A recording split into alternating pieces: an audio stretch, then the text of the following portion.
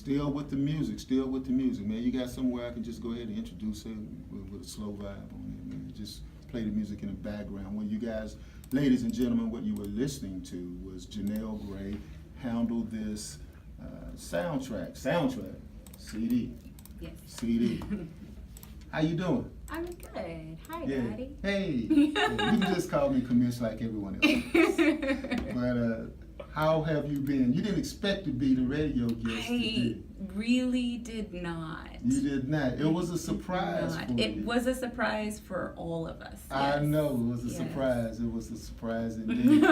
You speak so well of people, so I wanted to make sure that we give you an opportunity, obviously, to speak about your career and also about you. So what we're going to go ahead and do is for the next couple of minutes or so, we're going to go ahead and talk about what you're doing. Okay. I've known you for a little while. A little bit of time. Yeah, we go back a little ways. Yeah, your family's good friends with me. Yeah. Yeah. How's your mom doing? Great. Okay. Okay. For Great. those of you who don't know, your mom is a quite accomplished actress. She is And indeed. singer it is. Could you tell everybody who your mom is? My mother is Denise Lee. Denise Lee, local. Local actress, singer extraordinaire. And she's done several plays and things. A billion. A billion? And 13. A billion No, and a lot. 13? A lot. She's done quite a bit. So do you sing as well? Obviously. Yes, I do sing, but I prefer to write. You prefer to write? Yeah. So tell us about the singing part, then we'll go ahead and talk about the writing. Well, the singing part was just on a whim. Like, I guess it's been 8 years now. I released that in 2010. So we can remarket this and say this is the 10 years? Yeah. It's about marketing. Yeah. Marketing is marketing. important. It is important. I only released it because I wrote the song. So I figure people aren't going to hear what you write unless you sing it yourself. So you wrote all of your songs? I wrote all the songs, yeah. Any all help the with lyrics. any of them? No. So what's your inspiration in writing? Okay, so, well, that depends. For the song? For the songs, I would hear a song and I see a video. And so I basically just write what I see. So I get a lot of people who are like, oh, so like, was this about you? Sometimes it is personal, but a lot of times I'm like, no, it's just what I saw in the music. Yeah, that's what showed in the music. So I write what I see in the video that's in my head. Now, the video that you did, I saw that being recorded. Yes. And it was a nice night. Yes. You didn't put your father in the video. I'm really. I'm hurt. I can tell. Yeah. Sorry about that. I'm okay. You gonna be all right? Let me have my moment. Okay. Thank you. Wow. I'm back. Wow, somebody's trying to be actor. I did. You're right. You are. I are an actor. You're right. Thank you. That classic Yes. Texas Voodoo Zombies. So you can pick that up. Yeah. Yeah, I did it. Yeah. Yeah. You did a great job. Thank you. I appreciate that. Now, in the video, you had your sisters in it. I did. Now, how'd you get your sisters in that video? It was really easy. I said, y'all want to be in a video? Yeah, they were game for it. Okay. What's the name of the video? Well, the song is Detective.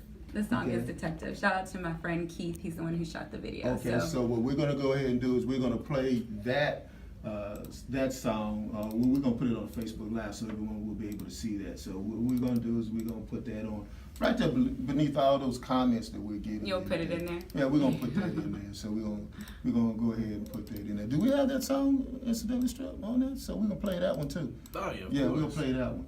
Now, you obviously you act because, well, you was in the video. You act. Yeah. And you've acted on stage as well? Yes. One show. One show. Yes. One show? Little Shop of Horrors. Little Shop of Horrors? One show. Okay. Yeah. I wouldn't call myself an actor. No. I wouldn't call myself one either, but I got a credit. You know what? That's important. Yes, yeah, you do have a credit. I need to be credited. I have one. Primarily known as a cheap preacher. I like primarily known. It's like I'm De Niro or something like that. Primarily known. You know, Al Pacino, primarily known for The Godfather. Yeah, great. Primarily known for Texas Voodoo Zombies. But hey, the writing that you do, you've written how many books now? 3.5. Really? 3.5? I say 3.5. Why you say 3.5? The other one, Unity, is basically a collection of articles from the blog. And so the blog I write, but I primarily edit. And so I accept articles from everybody. So that particular book, while I had like 1 or 2 articles that I put in there, a lot of it was from other people who had contributed over the years, or over the year rather. It was a year look back. Good. So what are the names of some of your books? What are the names of your books? Yes. The first one is a collection of poetry from, I guess, the time I was 11 to like 28. That's called Mosaic, Pieces in Poetry. And then the next one was Echoes of the Struggle. So that's my first novel, and that's the one that I really pushed the most. That's the one that I've done, I think, the most work on. And then it has a secondary, like a study guide. I call it a tour guide since it's based on the civil rights tour. And so that's the Echoes of the Struggle tour guide. And then Unity is the blog collection.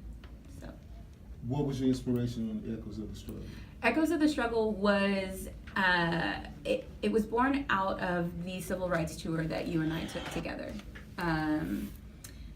with SMU. And so during that tour, I wrote a journal every day of my experience and what I learned. And a lot of people followed that journal on Facebook when I had posted it. And they said, oh, you should put it out. But I thought, well, it's just like 10 pages. So I didn't want to do that. And so I created a story, a fiction story around that experience. So the main character, Daniela, while she is very similar to me because it has to kind of sound like the voice is hers with the journal, she's not me, but yeah, it's just a fiction story. What's her name, her full name? Because, you know, you and Spike Lee, you're trying to do stuff like that, you're putting people's real stuff in there. Her name is Daniela Chantal Joseph. Okay, Mm-hmm. all right. And that's a good book. Now, I read the book. Yeah. How can they get the book? They can find me online at www.echoesofthestruggle.com. That's where the blog is, and that's where all the books are as well. Okay. Yeah. The blog. Yes. Now, I did a blog, 8th grade 4. You did? Right, I did that before. I did a blog, it was video blog, and I put videos with the story as well. What's your inspiration with the blog? Why? The blog happened because right when I released Echoes, a lot of people sent me a lot of private messages, and they were asking questions, and there were a lot of themes that I brought up in the book that they either had more questions about or they had opinions about.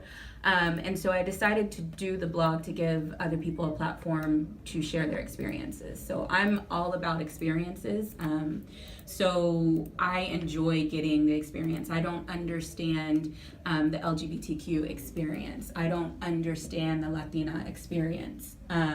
So I enjoy getting that from, articles from Indigenous people, articles, about, I have a couple of friends from Australia that have sent in some articles too, and it's interesting to hear their takes on racism and discrimination and their experiences being in other countries and how similar it still is to the U.S. So that was the point, was to give that a platform. So you wrote this blog, you started this blog. Yeah. Where were you writing it at? In Colombia. I was in Colombia when I started. Okay. Say it again. Colombia. Okay. Because Colombia Is here. Colombia is the country. I can't pronounce it. Sure you can. No, I can't. I can't. So you speak Spanish? Yes. Okay. So how many languages you speak? Just 2. Just 2? Yeah. Tell me about your experiences in you got me. Now you're like really self-conscious. I don't want to mess up in front of people. Colombia, Yeah. Yeah. In South America. I can say that. Yeah. Okay. That works too. Yeah, that works very too. well. That works too. What do you mean, like specifically? Yeah, what it was, I don't want to because I already know the answers. That's but true. They don't know the That's answers. true. That's so true. I'm just That's trying true. to keep them engaged. Yeah. I mean, my experience was great. I miss it very much and want to go back very often. But You know, I think But you all in the background? Yeah. Yeah, wow. Who's doing that? You're totally fine. Radio Totally fine. Yeah. Totally fine. It's great. Just act like it didn't happen. Right. No. So in Colombia, the thing is that I think a lot of people have this view of Colombia about it. You know, it's a third world country, which drug cartel. Right. You know, what was your thought when I first told you I was moving? Oh, well, first of all, you just said that, hey, you had a job in corporate America, and then you just, hey, Dad, I'm thinking about going to Colombia. And I said, well, you know, South Carolina is great. No, you said South America instead of South Carolina. I said, oh, well, that'd be even greater, you know. So you have to have some place to practice your Spanish, but you went down there to teach people English. Yes. Primarily, my goal was just to be a writer full time. That was my thought. When I left, I wanted to get out of corporate. I wasn't particularly happy, and so I'm always a proponent of finding a way to make yourself happy. Me too. Very stressed out, and just not digging life at the time. So I decided to find a way, and for me, writing has always been fun. Writing has always been my release. So I was like, I'm gonna go and write a book. I'm gonna go for about 8 months and live there for about 8 months and be a professional writer, because I had the idea for Echoes before. I had the idea for Echoes back in 2012. So when I left, that's what I was going to write. I didn't do that for about 8 months, but Well, I was there for 8 months. I didn't do write? Not anything. I mean, I did things, but I did not write. And you got up in the morning. You said to get ready to have coffee. Yeah, I had coffee, and then Colombian coffee. Yes, Colombian coffee is my thing. Is the Colombian coffee that I normally buy at the stores here? Is it the same? It is. I have a very big love-hate with the idea of Colombian coffee here, because what I learned is in Colombia they actually export the good stuff, which I think is really stupid, because I feel like you're in Colombia, like, drink your own stuff. So drink they have the knockoff Colombian coffee in Colombia. It's not knockoff. It's all right. It's all good. It's just not the best. So like I have gone picking coffee beans, and I've actually made coffee before. So I went and picked the cherries, and you do all this thing to like peel. This is really extensive, but you do this, and then they're good. Tell me you left here to go to South America to pick coffee beans? I mean, I didn't leave here to do that. I left here.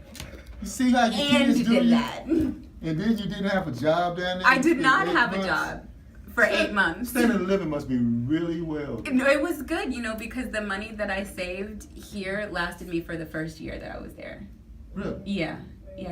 And it was not a lot of money at all. Huh. But I did all right. It was like $7,000 when I left, and it lasted me an entire year there without a job.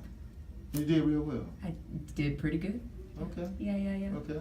All right. So you started writing. Yeah, I did. I started. Finally, after 8 months. After 8 months, after I was like, oh, I'm supposed to be moving back, but I'm not going to. The plan that I had where Michael Williams, formerly of the Detroit Pistons, challenged me to lose weight and everything. And I started, working out. Mm-hmm. So last week, I went to the gym 6 times.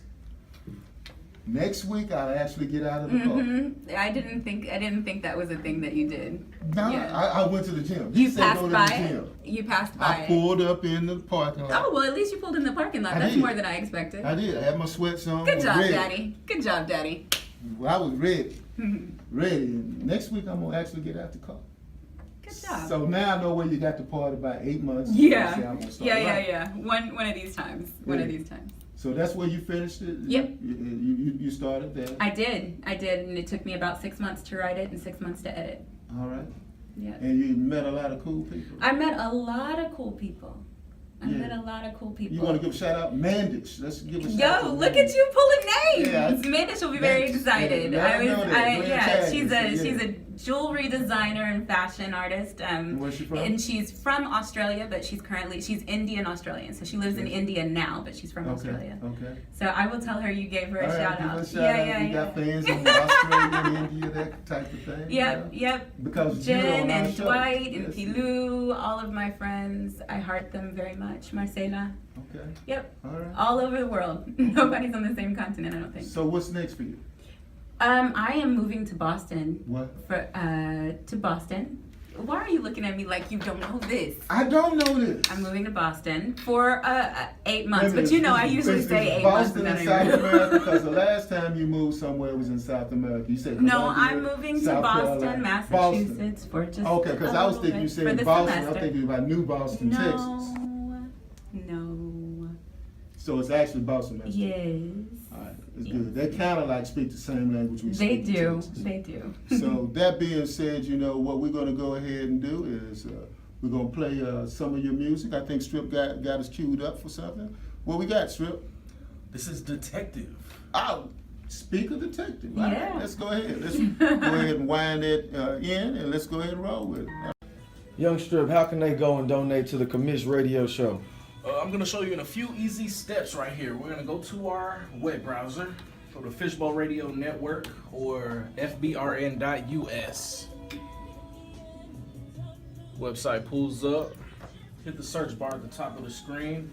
We can type in Commish, hit enter, and that'll bring us to the Commish link. We'll click on the Commish link and go to the Commish Radio Show page.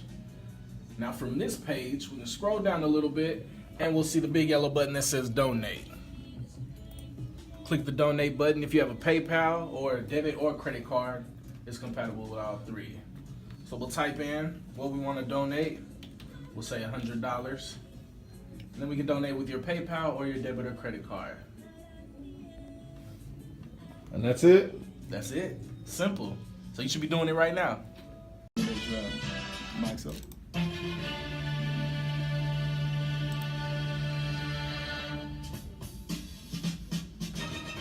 Hi, this is Thurman Jones, publisher with the North Dallas Gazette, hanging out with the Commish Radio Show, trying to learn what's going on in the community. Anybody that needs to know what's going on in the community, check out the Commish Show. 7.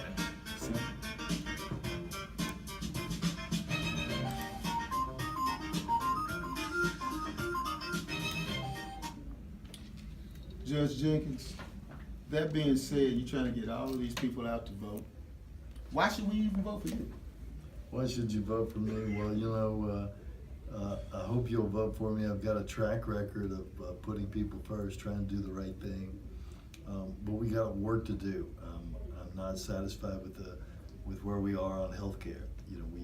My office oversees the North Texas enrollment efforts. Now we've lost all of our Navigator grant money for North Texas. But that's so important to me that we get as many people coverage as we possibly can.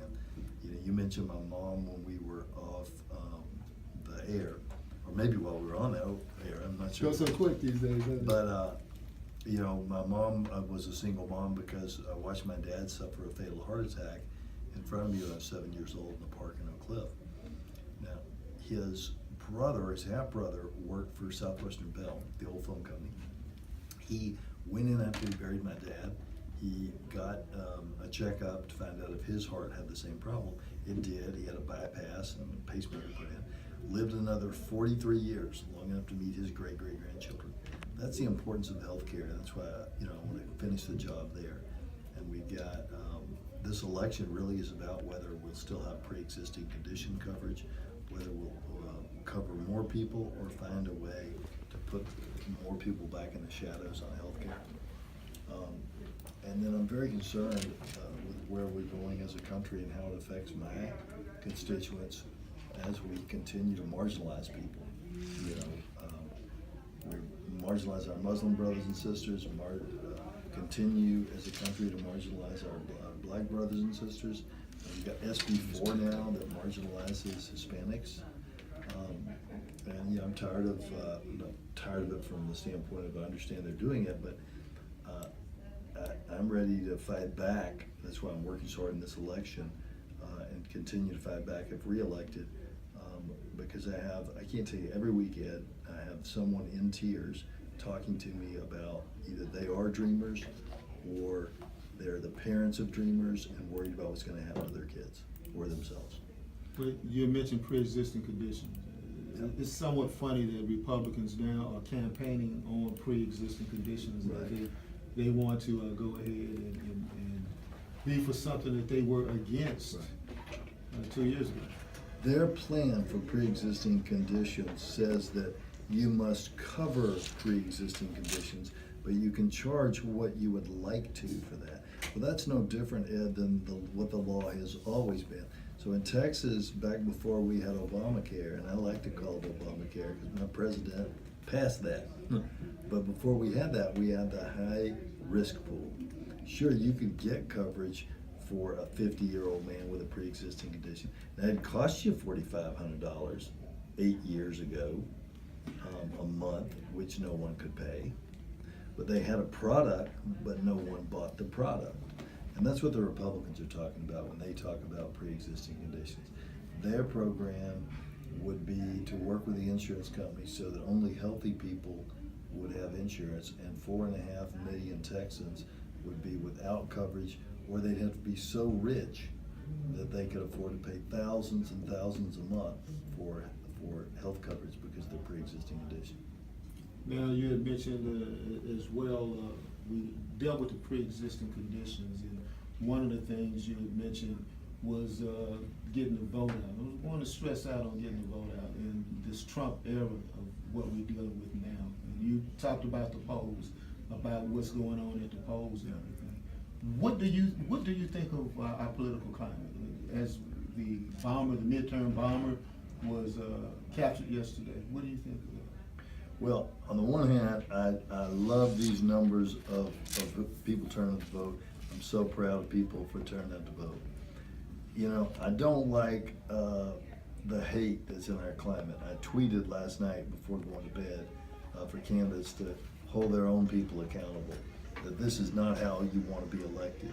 And for the voters to hold people accountable for these acts of intimidation and disrespect. But I've never really seen in Texas. Now, I have seen in Mississippi and Florida, I've seen this sort of stuff before. Working voter protection for President Obama, and then actually saw it in working voter protection in 2004 for Senator Kerry in Florida. But I haven't really seen this in the urban areas of Texas, as far as like people going to the polls to shout vile things at people as they go in to vote, this parking of the fake police cars, all of these things. And that was done by a constable. That was done by one of the constables. I can't, it's a constable, it's a Republican constable in Mesquite, but I don't know which one it is, I'm sorry. You've got, in another polling place, you've got people that are holding up mug shots. This is happening in Dallas County. Yeah, holding up mug shots of one of the candidates, and saying that they're a criminal and telling lies about that person, saying that they've had been arrested and convicted multiple times for crimes that they hadn't committed. And it's a really cynical, aggressive, sad situation. And I hope it backfires on people. And I think, to a large extent, it will. People are smart, We're used to seeing these ads all over the place about how the opponent is a communist and a devil worshiper and an axe murderer and whatever it is, and people just don't believe this crazy stuff anymore. And so, I hope it backfires on folks, and I hope that it's be frank, as far as I know, it's all Republicans. All right. But I hope that the candidates, it's not enough just to say, oh yeah, well, I didn't have anything to do with that, I disavow that or whatever. You've got to talk to the people. There's not that many people at the polling places with your signs.